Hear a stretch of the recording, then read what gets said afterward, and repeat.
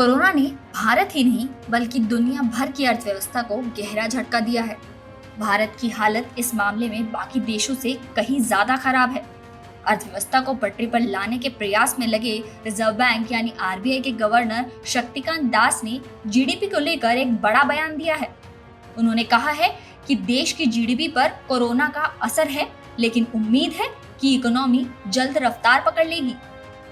The end August press release of National Statistics Office NSO was a telling reflection of the ravages of COVID-19. Nevertheless, high frequency indicators of agricultural activity, the Purchasing Managers Index, that is PMI for manufacturing, and certain private estimates for unemployment point to some stabilization of economic activity in the second quarter of the current year. While of course contractions in several other sectors are also simultaneously easing. Governor Shaktikanta Das ने बुधवार को कहा कि अर्थव्यवस्था की बेहतरी के लिए जो भी कदम उठाने की जरूरत होगी, रिजर्व बैंक उसके लिए पूरी तरह से तैयार है। उन्होंने कहा कि अर्थव्यवस्था में सुधार अभी पूरी गति में नहीं पहुंचा है, ये धीरे धीरे आगे बढ़ेगा।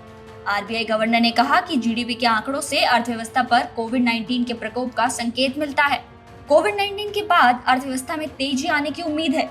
आरबीआई गवर्नर ने निजी क्षेत्र को आगे बढ़कर अर्थव्यवस्था में सुधार की गति बढ़ाने में योगदान देने की भी सलाह दी है।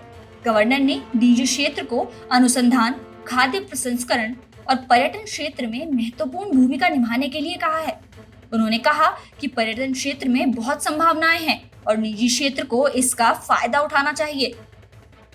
गवर्नर के मुताबिक आरबीआई की ओर से लगातार कोशिश रही है कि मार्केट में लिक्विडिटी की कमी ना हो।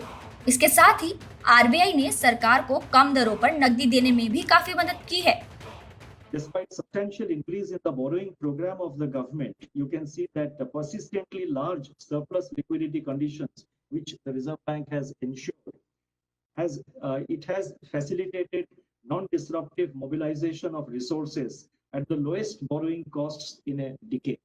In fact, I was looking at the GSEC rates, and the current GSEC borrowing rates are perhaps the lowest in the last 10 years. And this is mainly because of the kind of liquidity which we have provided to the market. आपको बता दें कि देश भर की rating एजेंसियां इस वित्त वर्ष यानी साल 2020-21 के लिए जीडीपी अनुमान को घटा रही हैं। हाल ही में कोरोना संकट की वजह से देश की जून तिमाही की जीडीपी में नकारात्मक 23.9% की गिरावट आई है। ये भारत के आधुनिक इतिहास की सबसे बड़ी गिरावट थी। मार्च में कठोर लॉकडाउन लगाने की वजह से अर्थव्यवस्था में ये गिरावट दर्ज की गई।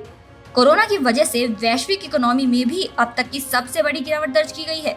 लाखों लोग अपनी नौकरियों से हाथ धो चुके हैं, लेकिन उम्मीद है कि कोरोना की रफ्तार कम होने के बाद इकोनॉमी बाउंस बैक करेगी।